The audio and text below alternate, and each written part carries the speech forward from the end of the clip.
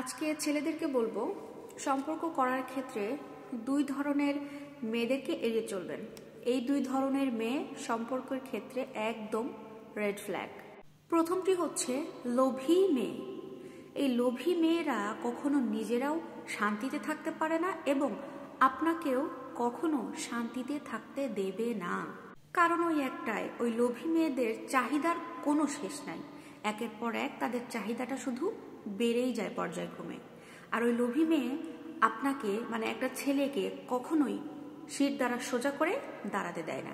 এই লোভী টাইপের মেয়েদের যে চাহিদাগুলো থাকে, এই চাহিদাগুলো পূরণ করতে করতে একটা ছেলে সোজা হয়ে দাঁড়িয়ে একটা শক্ত ভিত্তি পর্যন্ত গড়ে তুলতে পারে না।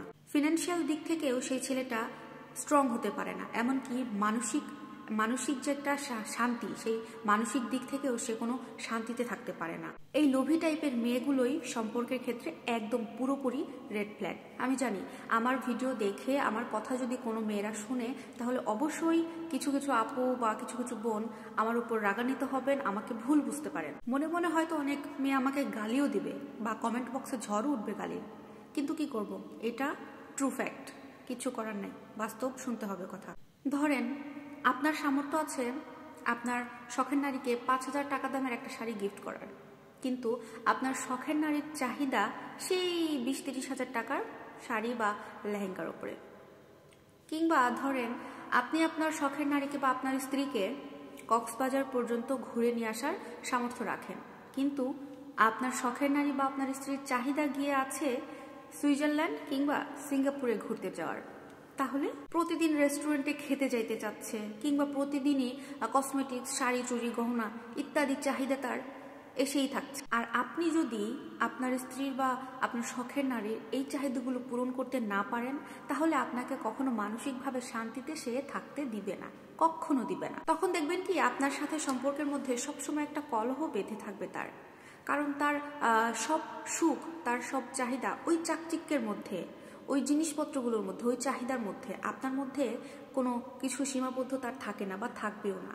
সুতরাং সম্পর্কে যদি কোনো কমিটমেন্ট দিয়ে না থাকেন, তাহলে অবশ্যই এই ধরনের মেয়ে, এই লোভী টাইপের মেয়েদের কাছ থেকে দূরে থাকবেন, কারণ এরা সম্পর্কের জন্য একদম রেড ফ্ল্যাগ, বারবার করে বলছি। এবং দ্বিতীয়ত আরেক ধরনের মেয়ে আছে, তারা হচ্ছে যে মেয়েগুলা আপনার সাথে সম্পর্কে থাকাকালীন আপনার থেকে তার নিজের বাবা মায়ের পরিবারের লোকজনকে বেশি গুরুত্ব দিচ্ছে, বেশি প্রায়োরিটি দিচ্ছে। এই টাইপের মেয়েদের কাছ থেকেও নিজেদেরকে অবশ্যই এড়িয়ে চলতে হবে। যদি আপনি এই টাইপের মেয়েদের থেকে সম্পর্কে থাকেন, তাহলে অবশ্যই সরে আসবেন। বা সংসার জীবনে যদি ঢুকে পড়েন, তাহলে অবশ্যই আপনার স্ত্রীকে বুঝিয়ে ওই রাস্তা থেকে সরিয়ে আনতে হবে। এটা অবশ্য ছেলে এবং মেয়ে উভয়ের জন্যই কিন্তু সমান। হতে পারে যে ছেলে মেয়ের থেকে ছেলের বাবার বাড়ির বেশি প্রায়োরিটি দিচ্ছে, বা মেয়েটা ছেলের থেকে মেয়ের বাবার বাড়ির প্রায়োরিটি বেশি দিচ্ছে। এমনটা করা যাবে না।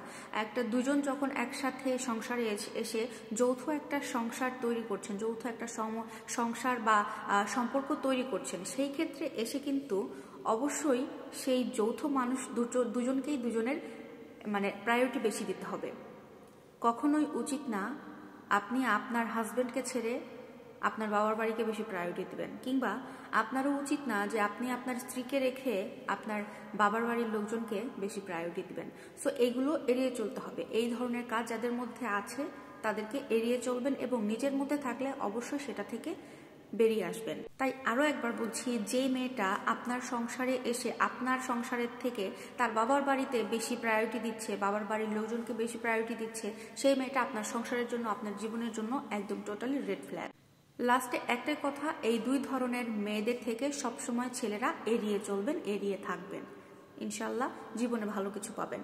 ভিডিও ভালো লাগলে লাইক, কমেন্ট, শেয়ার করবেন, এবং আরো নতুন নতুন ভিডিও পেতে হলে অবশ্যই আপুর সাথে থাকবেন। আল্লাহ হাফেজ।